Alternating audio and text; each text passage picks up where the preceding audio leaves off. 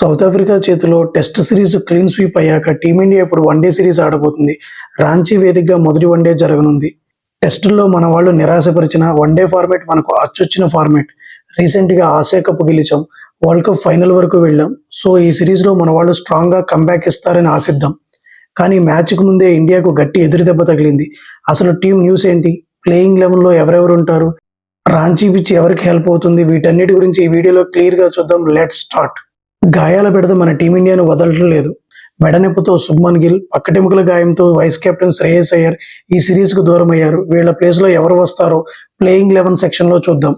ఇక కెప్టెన్సీ విషయానికి వస్తే లాస్ట్ 3 ఇంటర్నేషనల్ మ్యాచ్ల్లో ఇండియాకు 3 కెప్టెన్లు మారారు. ఇప్పుడు వన్డే సిరీస్కు కేఎల్ రాహుల్ కెప్టెన్సీ బాధ్యతలు తీసుకున్నాడు.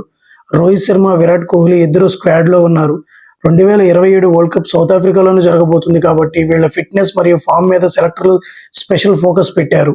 శుభ్మన్ గిల్, అయ్యర్ లేకపోవడంతో ప్లేయింగ్ 11 ఎలా ఉండబోతుంది? గిల్ ప్లేస్లో యశస్వి జైస్వాల్కి ఛాన్స్ రావడం ఖాయం. రోహిత్ శర్మతో కలిసి ఇన్నింగ్స్ స్టార్ట్ చేస్తాడు. నెంబర్ 3లో కింగ్ కోహ్లీ ఫిక్స్. అసలు పోటీ మిడిల్ ఆర్డర్లోనే ఉంది. అయ్యర్ ప్లేస్లో రుతురాజ్ గైక్వాడ్కి ఛాన్స్ ఇస్తారా లేక రిషబ్ పంత్ను తీసుకుంటారా అనేదే చూడాలి.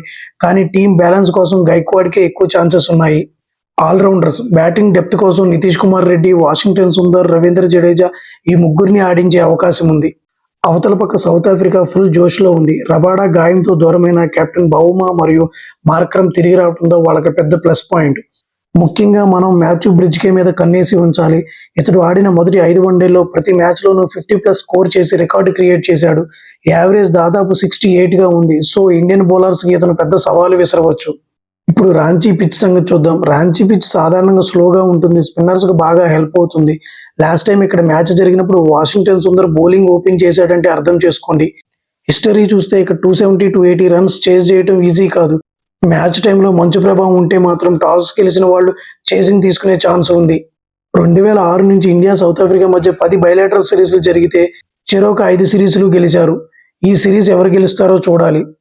ఓవరాల్గా చూస్తే టెస్టుల్లో క్లీన్ స్వీప్ అయ్యాక వన్డేల్లో గెలిచి ఇండియా ప్రతీకారం తీర్చుకుంటుందా?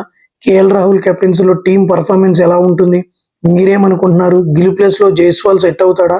కింద కామెంట్స్లో మీ అభిప్రాయం చెప్పండి. ఈ వీడియో నచ్చితే లైక్ చేయండి, మీ ఫ్రెండ్స్తో షేర్ చేయండి. మరిన్ని క్రికెట్ అప్డేట్స్ కోసం మన ఛానల్ని సబ్స్క్రైబ్ చేసుకోండి. జై హింద్.